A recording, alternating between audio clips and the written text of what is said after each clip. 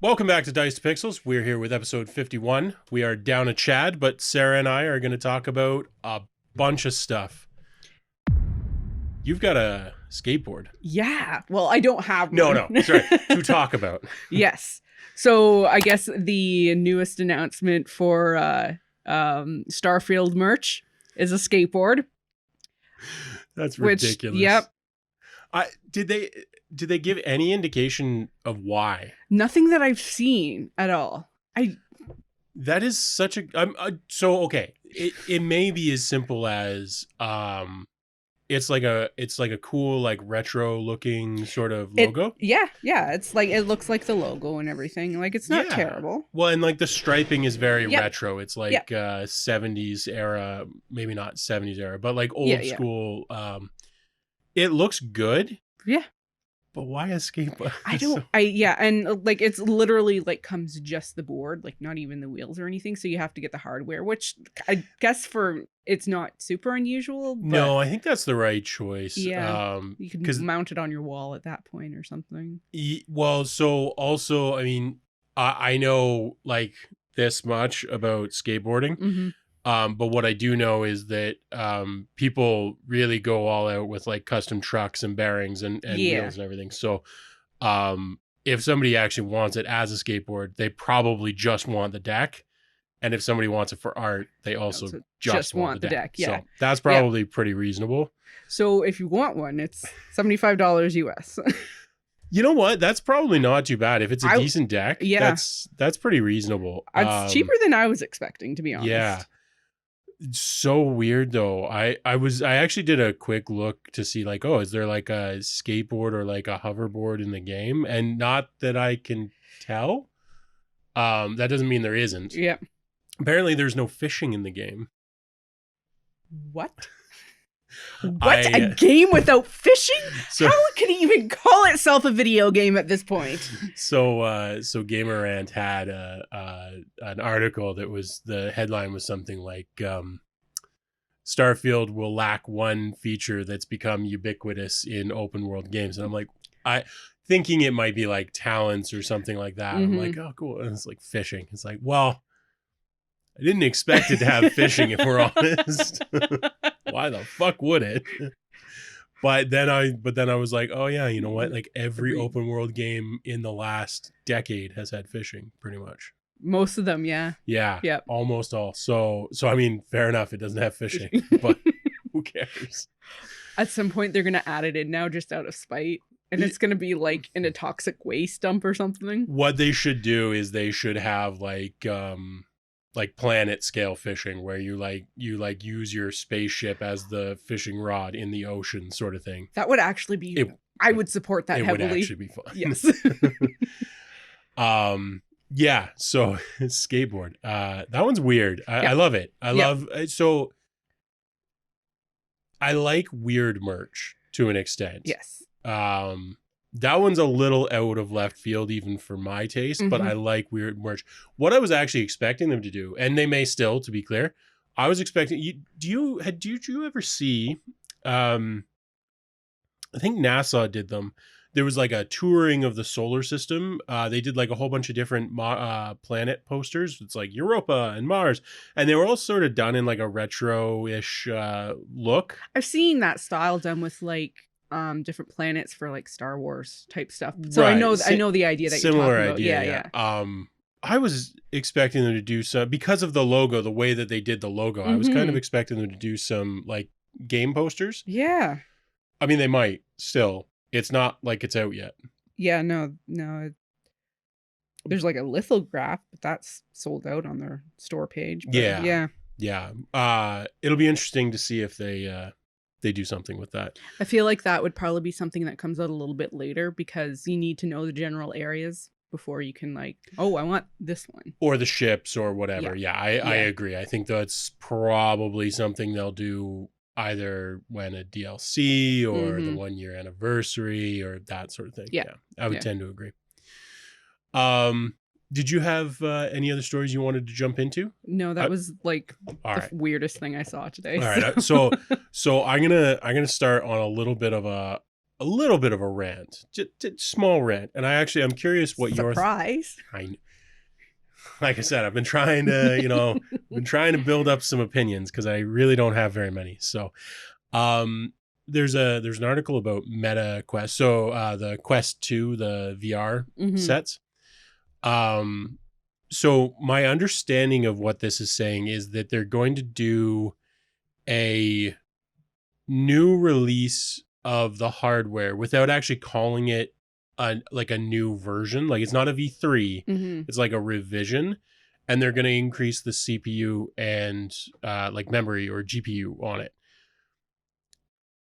I hate that shit when manufacturers do that, where it's like, oh yeah, like it's still the same system, but it will run better. And it's like, so if I'm writing a game for your system, which one do I write it for? Yeah. Okay, I can see that. Like PS4 Pro and like PS5 Pro when it comes out, like those kind of make sense because like, no, this is like, it'll work like this on PlayStation and like this on the Pro. And that's like, yeah, we get that. With this is like, well, if you have revision number 56, it will work better than it. I hate that shit. It's like the closest I can come to think of is like updating, because I work at the medical clinic, updating the software, and it's just the smallest tweaks. But like, unless you tell me that you're updating your software, I don't know that a thing is going to work or not. So. Yeah. Well, and like, it's just, I don't know. It just struck me as really gross to do it this way, where it's just like, yeah, suddenly people who are buying them new will have better. I mean, kudos to them for improving the performance of the device. Yeah. No problem there. Yeah. But like, give it a proper distinction. Call it the Pro. Call it, whatever. Call it a Slim for all I don't care. But or even like 2.1 or something. Is something, right? It's I don't love that. Yeah, actually, now that I'm thinking about it more, back when early PS4, I still wanted a PS3 in the worst way because it was backwards compatible. Yes. The first 3 models or something. Yeah. And trying to find those was a bitch. That was when they pulled the goddamn backwards compatibility. Oh, so many people were so rightfully so pissed. Yeah. Yeah. But there's no way unless you know those model numbers and search specifically for them.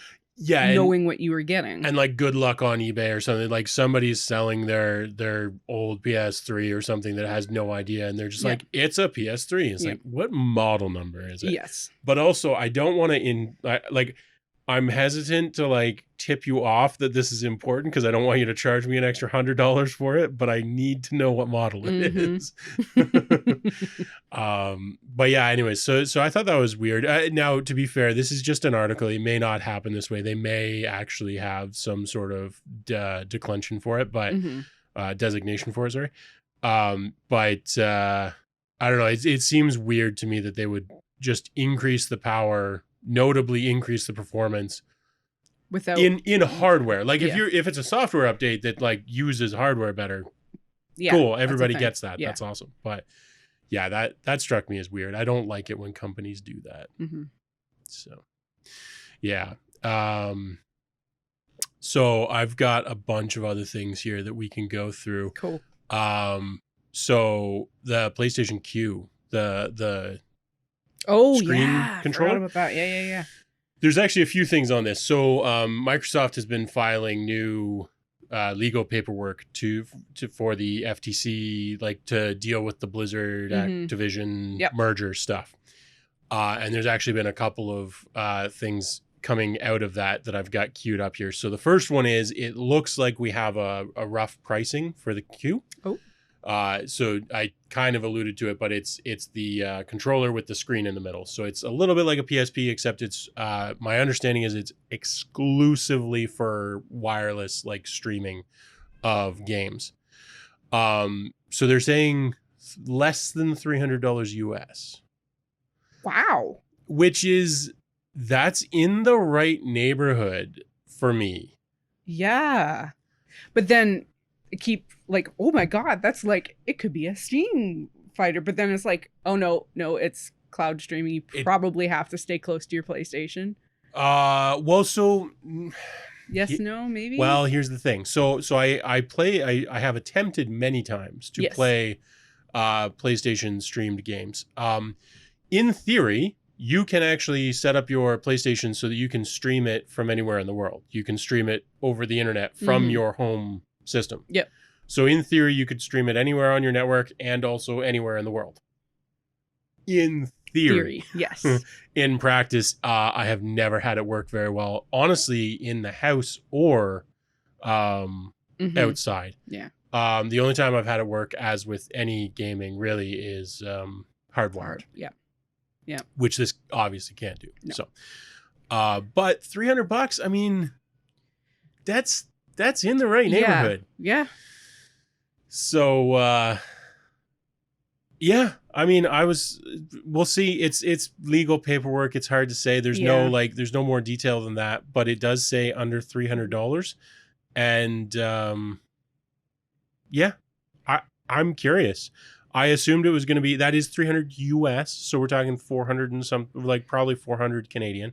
Well, if it's more accessible than the PS5 has been for the last few years, it's going to do pretty well, I think. Right. Yeah. And also, I mean, it still looks like a pretty good controller too. So like, yeah, I just hope they make the design a little bit nicer because I still think it looks ugly as shit. Oh, what they've shown. Yeah. I mean, I agree, but I assume they'll make it prettier. Yeah. If they don't, I think they'll have an uphill battle on sales. I mean, it literally just looks like an iPad that's been photoshopped between a broken in half controller. It so does. Given how much effort they put into the aesthetics of the PS5, like it or hate it, they put a lot of effort into it. Yeah. I don't think they'll release it looking quite the way that they've shown. And honestly, the bodies for the PSP and Vita were both like very slick looking too, in my opinion. Right. So yeah, they did a nice job with those. Yeah.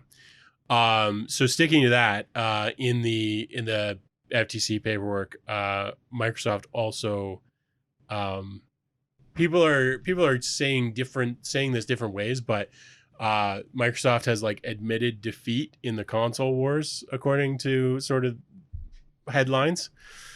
And so basically what they've said, from what I can glean, is that they have a much smaller market share than Nintendo or PlayStation in general. In consoles. In consoles. Yeah, exactly. That's not really a surprise. No. I think everybody kind of knew that. Yeah.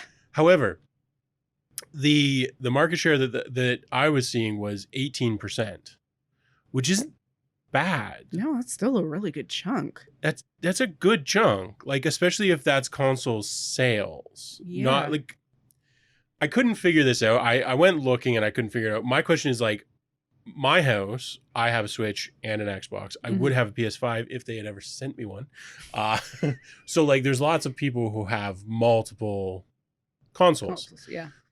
So when they talk about like install base and they talk about console sales and they blah, blah, blah, what's the actual comparison? Are we talking about household? Are we talking about 18% of households that have consoles have an Xbox? Or are we talking about the number of sales of Xboxes is 18% of the total units sold, in which case that's pretty goddamn good. Yeah. So I'd be interested to know. Yeah, I can't imagine. Nobody's going to tell you that. No one's going to specifically say that because I don't want to admit it either direction. But. Yeah. But so anyways, they've sort of, a lot of people have taken this and sort of said like, oh yeah, Microsoft has said they've lost the console wars. And like literally the Game Rant headline I'm looking at right here is Microsoft says Xbox lost the console wars. And it's like, okay, first of all, kind of. Yeah. Second of all, this is them literally trying to convince the FTC to allow them to merge with another company. It's not like they're going to come out with the good statistics. No. It's not going to come out with a number of like Game Pass subscribers, because that could also include their PC fan base too. Exactly. Yeah, they're gonna cherry pick the worst looking stats they can find, and then tell the FTC that they're failing, so that they'll let them go ahead with it. Now, that said, the fact that they've sold less consoles doesn't surprise me in the least. It does a little bit, just considering how hard it was to find a PlayStation versus an Xbox. So you'd think people would resort to the Xbox. Yeah, I mean that's fair. But my guess would be that these numbers, they of course don't talk about how many of PlayStation versus Nintendo. My guess would be that probably Nintendo's sold about 70%, not literally, but Yeah, I yeah. wouldn't be surprised if Nintendo's sitting at about 50% of all sales, just because you've been able to buy the Switch. And how many Switches have we gone through at this point? Like it's been Switch OLED, And and Switch Switch Lite. Lite. Yeah. They've sold a lot of goddamn Switches. And pandemic definitely helped that. Big time. Animal Especially Crossing was Animal huge. Crossing. Yeah. Yeah. Even I bought it. I didn't buy the Switch for Animal Crossing, but No. I did buy Animal Crossing. Yeah. Yeah. I think there's actually another thing in the Microsoft legalese, but actually, it's really quick, so I'll just mention it, and then I actually want to talk about the Switch for a second. Ooh. Which I'm curious to get your thoughts on that. But so the other thing that I saw in the paperwork, the 2028 is the projected release date, projected release year of the PlayStation, the new gen. Yeah, I was just looking. I actually just opened the same thing. So though that's, I mean, I'm not surprised. No. That sounds pretty much in line with what they were saying about 10-year cycle. It's more like an 8-year cycle, but it's in the neighborhood. Yeah. I think that's perfectly reasonable for the amount of money that you spend when you buy it new. Yeah. And hopefully that will put to bed all of the people saying like PlayStation 6 is coming out this year. It's like, no. That was never going to happen, you fucking idiots. It's kind of interesting that they I recall a lot of articles saying that when this generation came out, it was possibly the last console generation because they're getting so powerful. Yeah. You know, I feel that personally. Yeah. I think like if you're upgrading more, it is getting more into PC realm, but at the same time, people still want to be able to sit on their couch and do it that way. So consoles will always have their place. Yeah. They're just going to have the strength of a PC. Yeah, well, so I think that there was a couple things that stopped this generation from being the last, other than the fact that even when we hit the last generation of consoles, there's going to be at least one or two more because of course there are. Yeah. When they were announced, when the PS5 and the Xbox were announced, they were like, it's going to do 4K gaming. It's going to be like, and they never really lived up to that promise. Like, yes, they do 4K gaming, but we're seeing things like Starfield. Well, it's going to be locked to 30 FPS because it can't really handle it. So if the next gen can actually properly handle really high quality graphics at the 4K at 60 plus FPS, then I think we do get to the point. Like my iPhone, I've got the iPhone 11, I think this is. Yeah. I do not fucking care about upgrading, because the new phone, it's like, well, I know it's better, but like it's not better in any way that I care. Yeah. Some people care about the camera. That's fine. I have a good camera. I don't care about it. Yep. And I think we are getting there with consoles. But this console gen fell short of what people sort of thought it was going to be. Yeah. If it had done 4K at 60 FPS with AAA games, I think we'd see a lot less people excited about the next gen. But as it stands, like, I can't wait for the next gen so it actually does all the things that this gen was supposed to.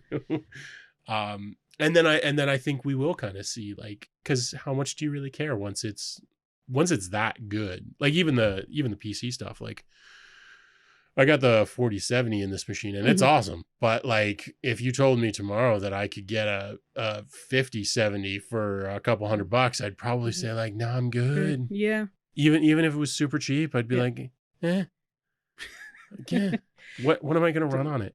Yeah, like, exactly. Like, what do you, So, yeah, I also think that even this gen didn't have the level of excitement behind it for the upgraded graphics. Just again, how hard it's been to get a PS5 and the PS4 there's so many games were still coming out being compatible for it. Yep.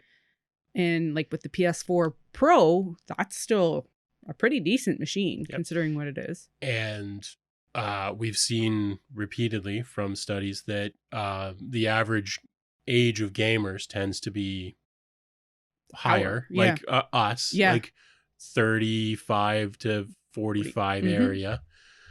And how many of those people have kids, and they're not playing on their main 4K TV, even if they have one. No, they're playing. So many are, but a lot are also playing on, the 1080p TV that they had, that was the old living room TV or whatever. Yeah, the one that's tucked away in a room where you can close the door away from kids to turn down the volume or whatever. Right. They don't care about like, they're like, well, GTA 5 on the PS4 and the PS5 look pretty goddamn similar to me. So like, I think that will just get worse. Like people are talking about, oh, you can do 8K. I'm like, who cares? Yeah. Like I've watched Danielle play Diablo 4 upstairs on your TV and it looks amazing. Yeah. But it looks just as good on our TV, and to be honest, the reason that Diablo 4 looks so good on the living room TV has nothing to do with 4K, because I play it on this monitor, which is a better display. Yeah. But it looks worse because it's not OLED. Yes. OLED with Diablo 4 really is good. Amazing, because you get those deep blacks, and it's a dark game. Yes. But yeah, like whatever. Yeah. I play it on this all the time. It looks just fine. Yeah. So, and then the price points for them are always so high too, that like for people that do have kids, sometimes it's hard to justify spending that amount of money, for sure, unless you're buying it for your kid, and then it's always around the holiday times. Yep. Yeah. And like you buy a PS5 plus a few controllers plus an OLED 4K TV plus a game. Just for a game with your system, you're talking probably $2,000 plus investment just to get a game going. So it's not surprising that people are less enthusiastic about subsequent generations. And I think the next generation, we'll start to see the sales drop off pretty aggressively in the next, because there's two things. One, I've always said cloud gaming isn't going to be that big, and I stand by that. Yeah. But I also think that it's going to be big enough for enough people that they're going to be like, well, I could spend $2,000 on a setup, or I can spend $15 a month that I can cancel at any time. Yeah. And play games on Amazon Luna or Xbox or the new PlayStation thing. Yeah. I think that the consoles are going to, I don't think they're going to die or anything. I think they're going to become a niche market. Yeah. And I think, well, with everyone using a computer all of the time, even gaming laptops or something. And your phone. It's getting really kind of gross how powerful phones are these days. I know it's not a very like graphically and like an intense game, but Turnip Boy does tax evasion. Yeah. It's on Steam for like $18. And then it's on here for like $6. And I played the demo of it on here and I'm like, well, why am I going to spend $18 on Steam when I can just spend like $6 or $7 on here? Absolutely. You know, it's actually crazy to me that Nintendo, well, okay, it's not crazy, but I am a little bit surprised that Nintendo bothered releasing the Switch and didn't just go full into mobile gaming. They could have done the Joy-Cons and created iPhone and iPod apps and Android equivalents. And sold the Joy-Cons to pair to your phone that worked in Nintendo first-party apps. And it would have been like 80% of what the Switch is, and they wouldn't have had to do the hardware. Yeah.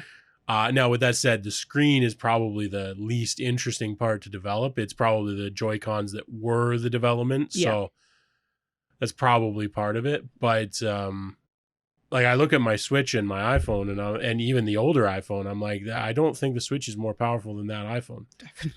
Definitely not an iPhone 14. No. The new one? Not at all. Chance. So yeah, it'll be interesting to see. I mean, I've been sort of touting the Apple TV as a potential game console for a little while now. And it is. it's not used very well. Mhm. Like people don't write very interesting games for it because it's super niche, Yeah. but it's powerful. It's got a lot of horsepower behind it, especially the newest versions of it. It's got legs. I'm kind of curious how many people actually do have an Apple TV. I feel like Oh, that's a good question. It's a lot though. because there's Netflix games too, or Yep. Netflix gaming or whatever. So Yep. that might. I don't know how I feel about that personally. I've never experienced it. It I- seems a little bit weird. I tried it out. Yeah. Because I was curious. It's both weirder and less weird than you think it would be.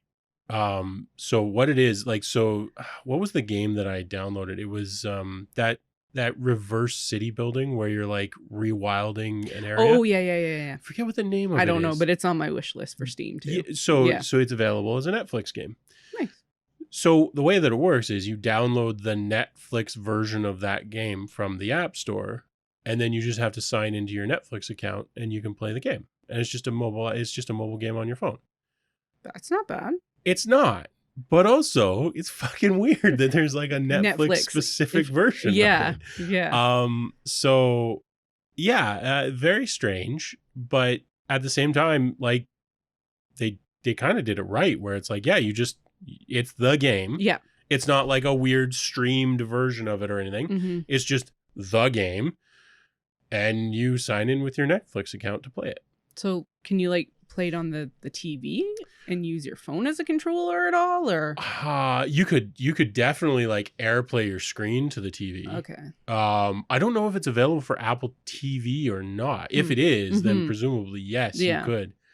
Or use a separate game controller or something. Yeah. I think you can use your phone though as a controller for a lot of stuff. Because that would be a like pretty not too bad way of doing things too. Is even just Granted, that's possibly also cloud gaming, so whether or not it works well is a totally different thing. So yeah, well, I'll definitely have to check it out. I've been bit of a non sequitur, but I mean that's how we do things here. Apple One, which is the bundled services. It turns out that because we do Apple Music, and both Danielle and I were subscribed to like the extra storage. It turns out that it's the same price to just get the full bundled service for everything. Yep. So we actually have Apple Arcade now, nice. which is the like gaming.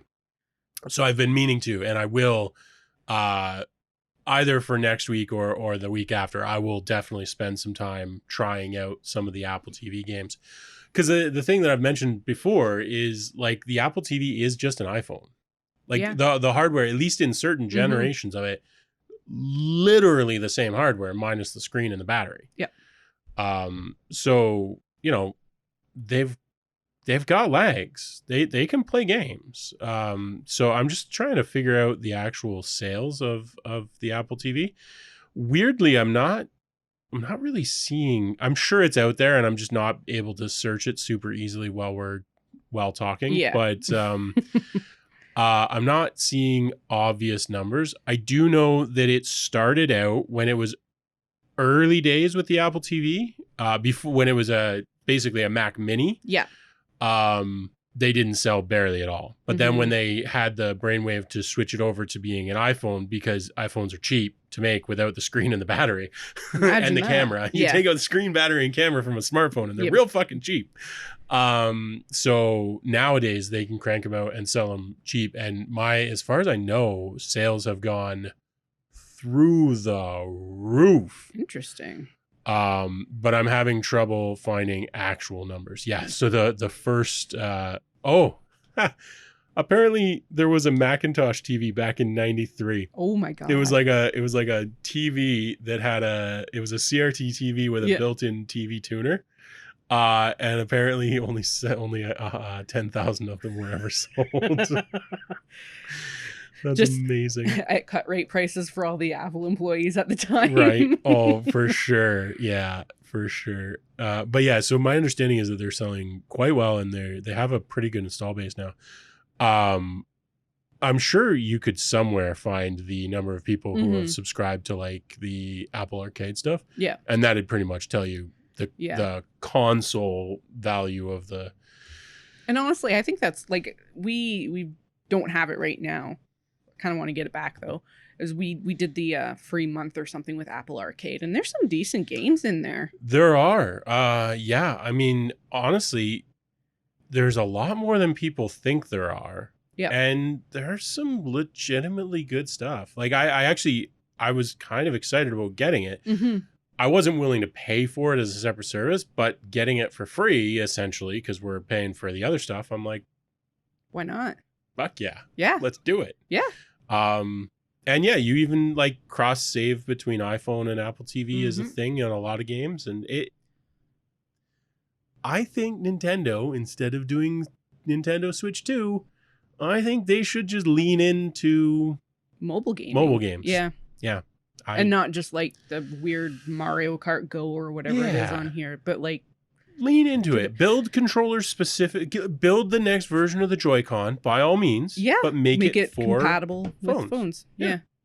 I think it's a no-brainer to me because Nintendo hardware has never been cutting edge. It's been innovative, but it's never been cutting edge. Yeah. So just leverage other people that are making kick-ass hardware. Mm-hmm. Anyways, on the note of Nintendo, Super Mario RPG Remake. Come on. Need I say more? Yeah. I'm so excited. And so is Chad. Yeah. Funnily enough, I think I mentioned on the podcast, it might have been just when we were talking. I don't know if it was on the podcast, but I was over at my brother's place. Mm-hmm. And I mentioned that I had the NES Classic, which has Super Mario RPG, which are going for $400 on Amazon right now, by the way. Oh my God. I'm very glad that I bought those when I had the chance. And so I will still lend it to him, but I was like, I'll lend you the SNES Classic so you can play Super Mario RPG, because he was like, oh my God, you've got one? I want to play that so bad. And then like literally 3 days after that, Chad was like, oh, did you see? Yep. Because I think that was also one of the games you guys were both talking about, how you wish that Nintendo would be one of the ones that they would remake. Yeah, 3 or 4 episodes ago, we were talking about exactly that. It's like, I think they should remake it. And coming out in November. And they've confirmed that they're going to stay true to the original. They are adding a few new features, but they all look like good things. Mm-hmm.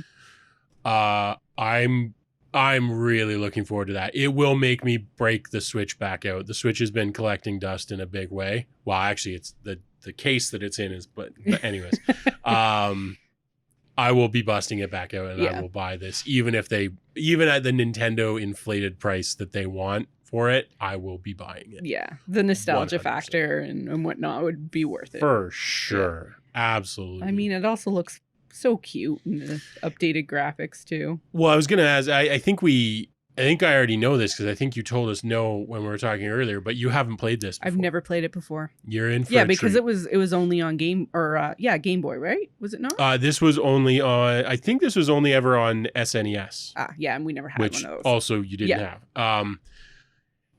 And it was great.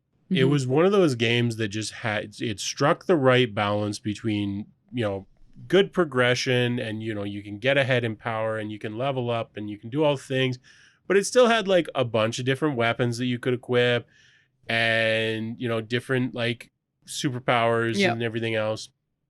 And it was open world-ish and they struck the right balance on so many aspects of that game. I am very curious to see how it's received by people who'd never played it before.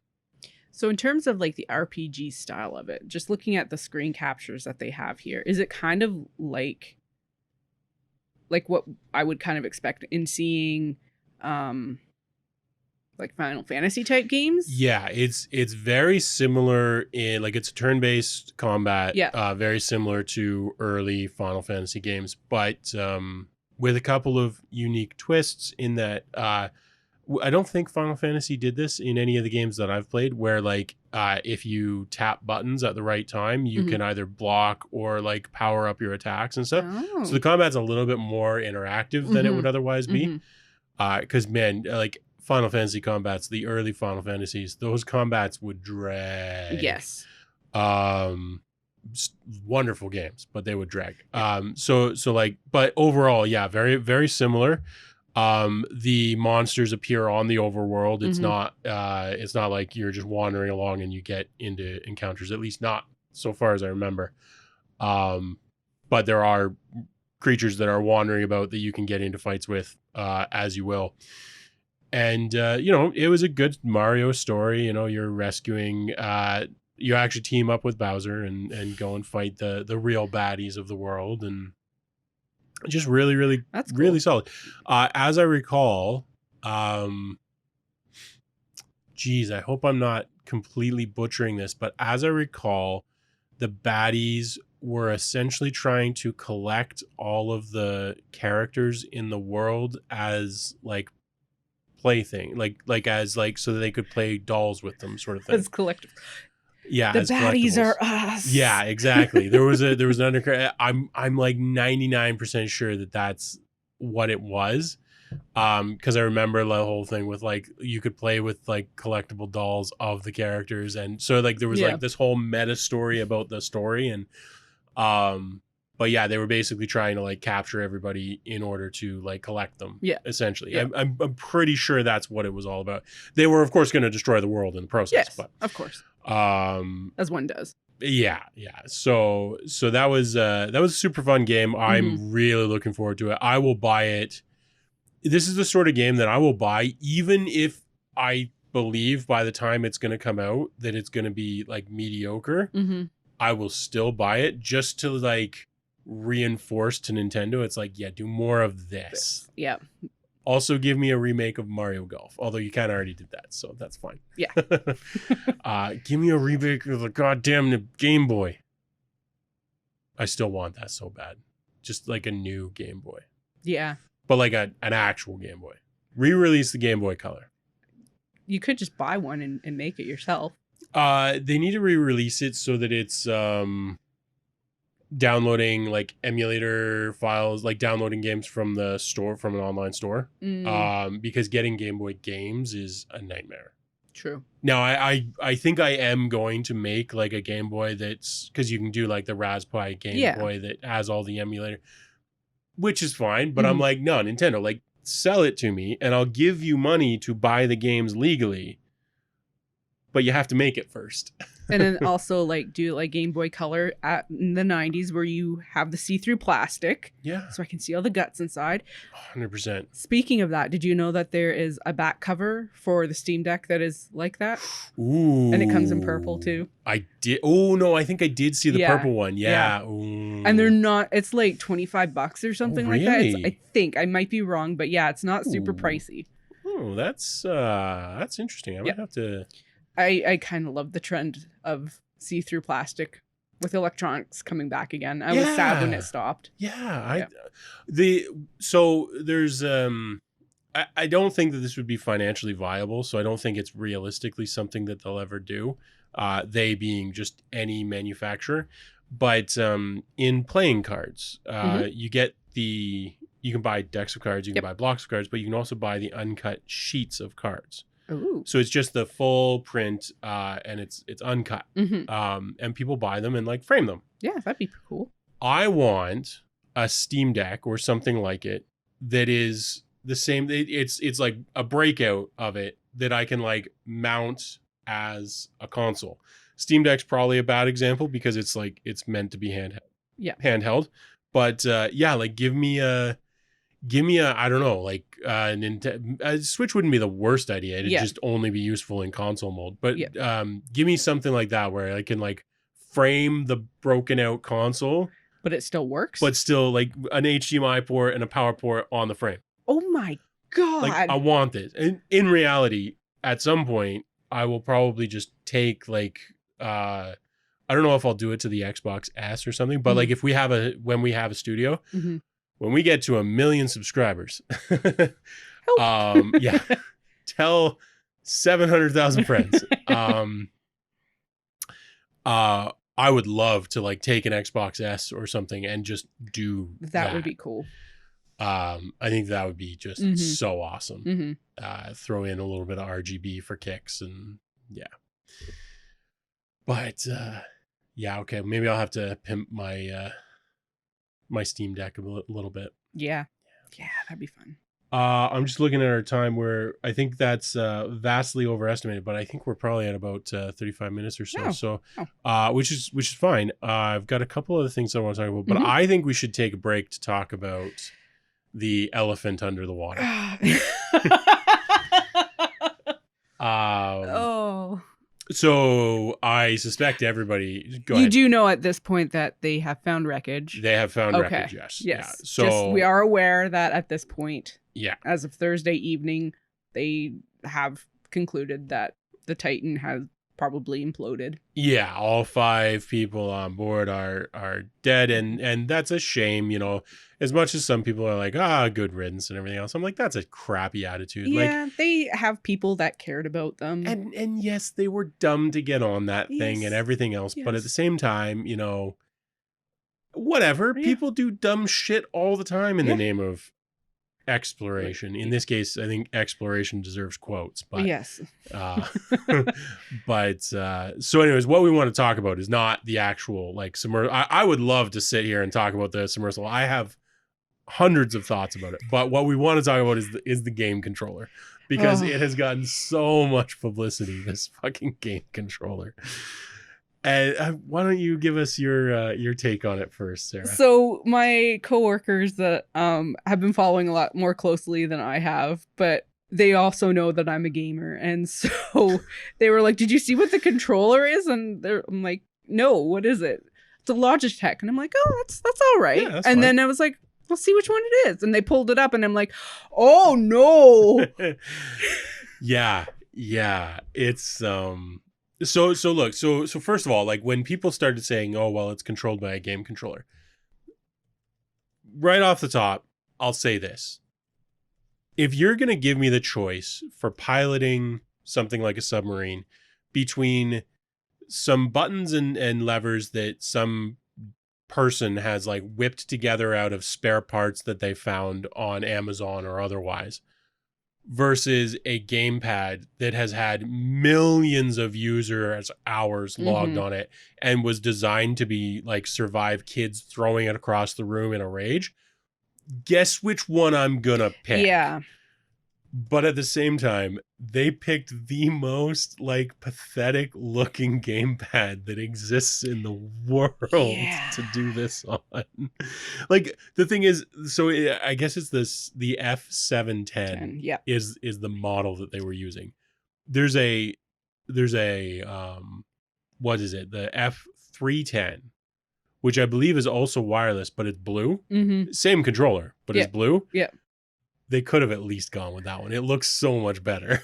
And so I just Googled it too. That controller was originally released in 2010. Oh, it's ancient. It's so old. Which, in fairness, again, to some extent, I'm thinking like, okay, well, like this is a tried and true controller. Yeah. Like instead of like trying to use a PS5 controller that has like, you know, iffy it triggers. Breaks. Yeah. We're talking about like that thing was built like a tank. People have literally owned this thing for 13 years and it's still going. Yeah, it's still being sold. It's not the worst option for a controller. It just looks cheap. It looks like a fucking toy. So cheap. So terrible. They could not have picked a more pathetic looking controller.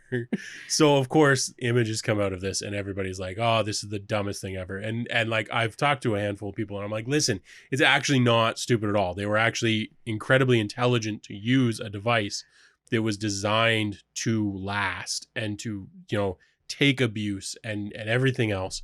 And honestly, it's a 2.4 gigahertz controller, which probably is even better because 2.4 gigahertz, people don't know this, but older Wi-Fi specs actually have larger broadcast ranges and everything else.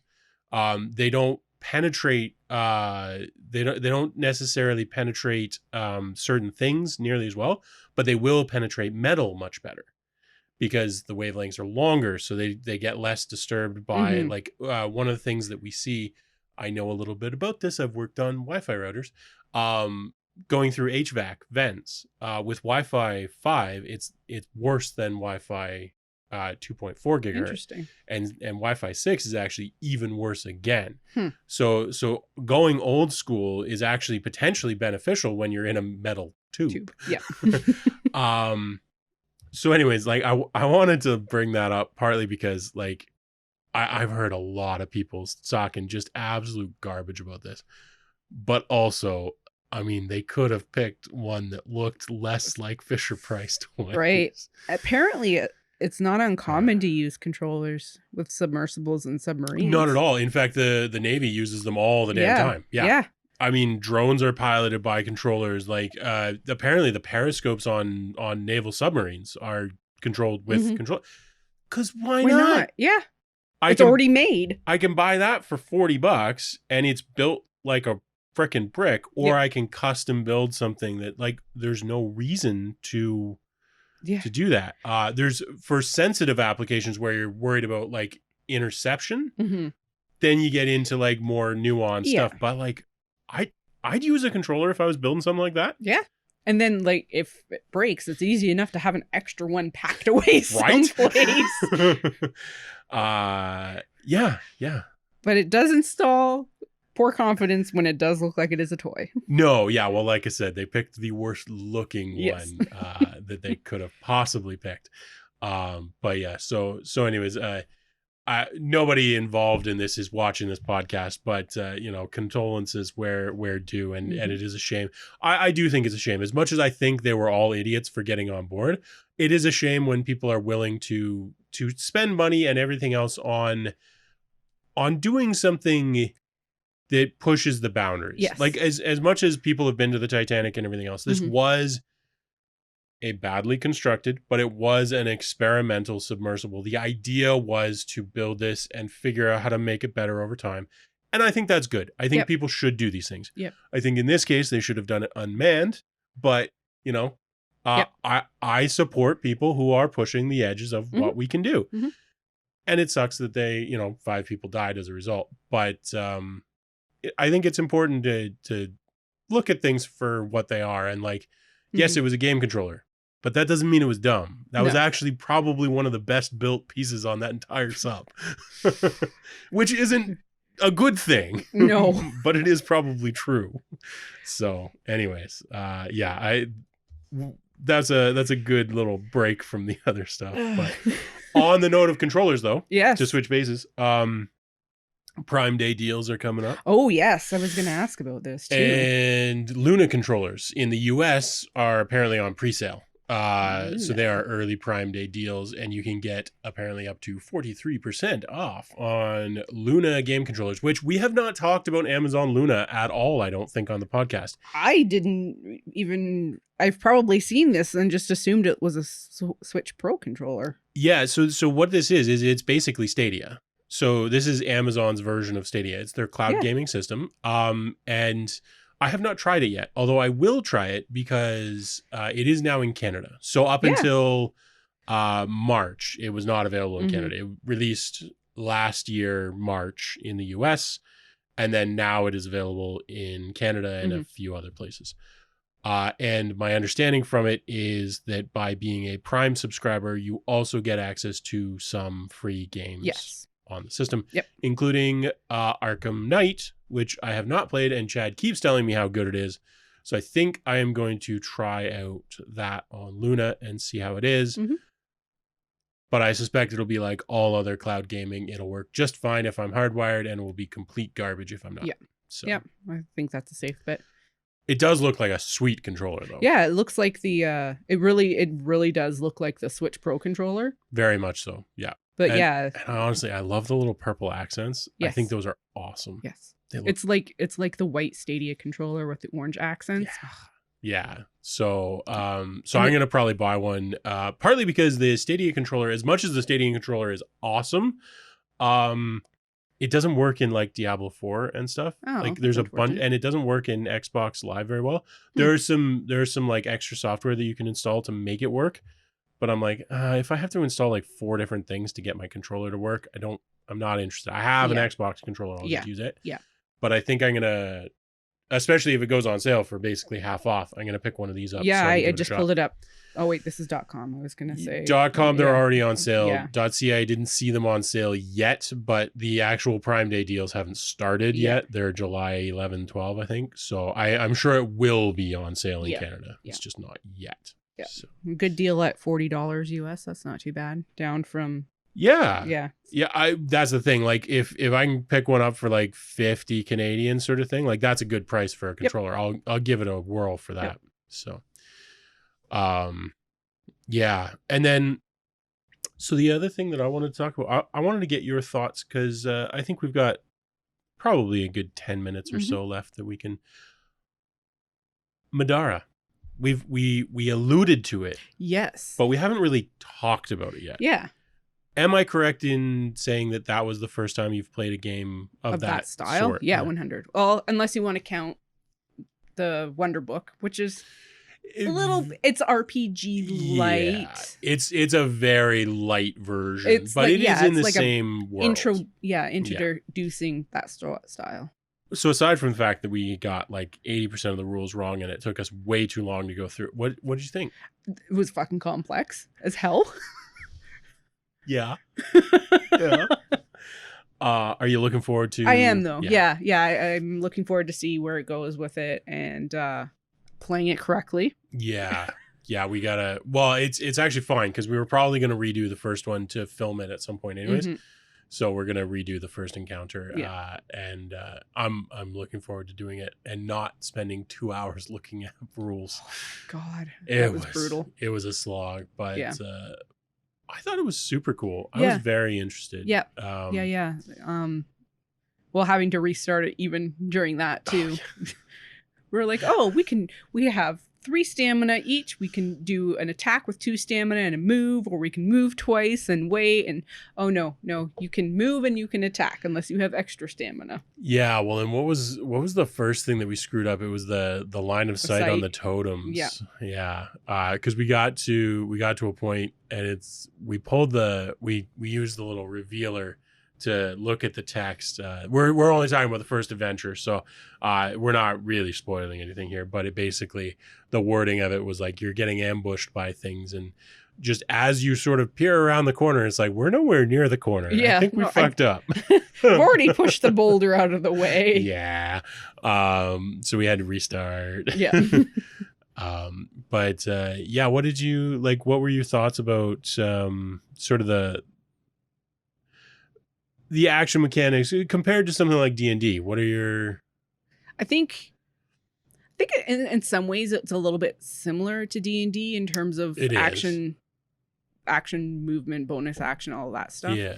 I think you said that if we don't use all of our stamina, it carries over to our next turn, which is kind of interesting. It is. Yeah. It's that was one of the things. That's one of the reasons why we have to redo it. We screwed up the stamina system. So yeah, you're supposed to just regenerate 3 each turn, and we were resetting to 3 each turn. Yeah. So that was wrong, but we were also moving multiple times a turn, which was also wrong. Yeah. So we need to go back and redo it. Yeah, that's different than, that's sort of like preparing an action, I guess. It's sort of in the same vein. Yeah. But I like that system better. I would love to, if we end up playing Pathfinder 2 or Starfinder, I would love to see about actually allowing characters to carry a bit of action point from one round to the next. Yeah. Because you're only allowed to carry like 5 points. So you get 3 a turn, you're allowed to carry basically 5 from turn to turn. So you're not getting like multiple turns out of it, but you're getting like a little bit of an action. If I don't do anything this turn, I can do a bunch of stuff next turn. I like that. Yeah, I do too. Yeah. It's that's one thing that I've always found I haven't liked with D&D is like you're in a position where you can't do anything, and even holding an action is pointless, especially if you're at the end of the round or anything like that. But well, and actually the hold action, the prepared action stuff in the latest versions of D&D don't make any damn sense either, because they basically just reset your turn order, which I'm like, well, then what the fuck was the point? I mean, there are very few circumstances where it's useful, but it's kind of silly. But and then like, how do you feel like, so for me, I have this eternal struggle between games like Gloomhaven and Middara and D&D, where you put that much time into setup and tear down and everything else, and like at the back of my brain there's always this sort of like, you could be playing D&D right now. Yeah. How did you feel about that? Like, I think I might have that struggle a little bit too, just because I don't know how much. Yeah, I think we talked about how big the actual game book is oh itself, my god, because so much of it is description text in Yeah. between, and there's even an app that will do all the reading of the description text for you as well.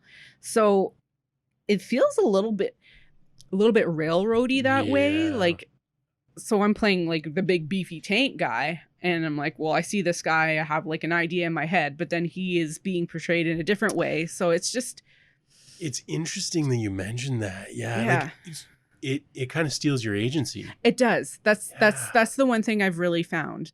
But I think I also need, so it feels like a bizarre mashup of playing D&D and also a video game at the same time. Yeah. And that is something, yeah. Yeah, it does feel a lot like a Baldur's Gate sort of thing. And one of the problems that I always have with games of that nature, not that they're bad games, it's like, you've given me some dialogue options here and I don't want any of them. Yeah, exactly. Yeah. I wanna murder this guy and burn his house to the ground. Yeah. That's what I want to do. I think this one's a little unique. Like Gloomhaven and stuff, pretty light on narrative. Yeah. So you don't really get invested in your character at all. But this one, it feels like they want you to invest in your character, which we've only played the first like half encounter so far. So bear with us here. But I was thinking the same thing where I feel like I'm going to struggle a bit with that, where it's like, but I don't like where you're taking me. I want to do other things. Yeah. And especially like with going back to Wonderbook again, there's a definite storyline and a progression to it, but so there was characters, but the characters were very bare bones. So we were like making up our own nicknames for them and doing different attitudes and kind of RPing ourselves a little bit. And so that made the characters our own in those circumstances. But yeah, with 500 pages of narration, I don't think it's all narration, but it is like a novel's worth of narration. It's going to be really hard to make your own way. I mean, even the intro where it's like they're already establishing that like this character's a dick. It's like, oh, thanks. I'm glad I didn't care what my character acted like. Yeah. So I'm okay with that, but at the same time, it is going to be a bit of a struggle as time goes on, where it's like, do you play your character the way that they want you to play it, or do you just kind of cooperate through the combat and do your best? And I'm not sure. It's It feels like it wants to be an RPG, and they wrote it like they want it to be an RPG, but it's not an RPG. Yeah, it's just a choose your own way book. Not even that, because it feels like granted, we've only done the one thing. It's not even choose your own way. It's more like succeed or fail your own way. Yeah, it's cutscene, do a fight. Cutscene, do a fight, more or less. Yeah, I will be interested to see. I mean, the nice thing about this is if we end up not really liking the narration of it, if we decide that that's kind of spoiling it a bit, they included the crawl mode for exactly that. You skip all of that shit. And then you were saying that there's been community-based developed crawls as well. There's more and more coming online all the time. So because even with that, we could either do a crawl or make it our own RPG type game too. Yeah, well, and I wonder if we'll sort of get 5 or 6 encounters in and be like, you know what, this is a cool mechanic and a cool game, but I kind of feel like we should just do our own thing. Of course, at that point, we should just play D&D. But actually, no, we should play some other system. Yes, we still have to do that. We have so many different systems that we all want to try. Yeah. I keep meaning to actually do the play a bunch with ChatGPT. I gotta do that, especially now that I've got the API stuff all working. I gotta do that. Actually, Google released from what I saw, they just announced like a voice based one. Oh, That's cool. I think that's what I was reading, that it's like you can talk to it and it'll talk back to you. I'm like, that could be interesting. That's going to be put into companion dolls. Oh God, yeah. That would be the first use for it. Yeah, first commercial use for it. Yeah, porn and stuff is always yeah. But I'm like, it'd be nice to be able to set something like that up and actually just talk to the different Chat GPT instances and actually see if I can run like an AI game. That would be amazing. Yeah, so I've alluded to this on the podcast. I think we're running low on time here, so I'll be quick about this. But I had alluded to the fact that I wanted to set up different ChatGPT sessions, basically, and try out some role playing systems with the AI acting as the players. Because it turns out that if you just tell ChatGPT like, hey, you're a fighter in a fantasy TTRPG, here's your situation, give me 3 or 4 options of what you might do, it actually comes back with some really cool stuff. And so being able to just talk to them by name, that might be an interesting experiment, an interesting like DM training experiment and system playing. So I will, we have a visitor. Is that Freya or is that Leia? It's Leia. That's a Leia, yeah. She won't come on camera. But yeah, that's something I'd love to do. But for next week, we're going to do some hot sauces. Yes. And so we've got all 10 of the season 20 sauces with one substitution because I hate the green Los Calientes. And then I have the original Da Bomb. Oh, man. I got that just the other day. So we have an 11th wing if Chad's feeling brave after the first, if he even makes it to 10. Yeah. I don't know. I know I probably won't make it to 10. I don't expect you to. I figure I'm going to try. Out. Yeah. I mean, I don't think that they get spicy until like significantly spicy until basically Da Bomb, which is number 7. Number 8, actually, I think. But most people don't agree with me on that. Most people are like, no, they start getting pretty spicy at like a 5. So I won't be surprised if you tap out at or before bomb. That's pretty typical for people who don't do spicy. I do some spice. I think you'll do better than many. Yeah. If it was like a year and a half ago, I'd be like, yeah, nothing, because I was eating a lot of Indian food at that time. You might be okay because it is just you're doing one. Yeah. Like you're doing basically a bite or 2 of each thing. But the proper Da Bomb, like the beyond insanity, nobody can, that's just, it's awful. It's but I got it because you gotta have it. Yeah. So we've been talking about it for a year. Yeah. So yeah, it needs to be done. So anyways, we will catch you next week on our 52nd episode, our 1-year anniversary. And Chad will be here, I'm sure, for that one. Yep. And thank you so much for hanging out. Like, subscribe, and do all of the things. Yes. Join us next week. Yeah. I might even go live on the Saturday. I might do a premiere and actually hang out and chat, especially because it's going to be the hot sauce thing. Yes. Yeah. Anyways, thanks so much. We'll catch you on the next one. Bye.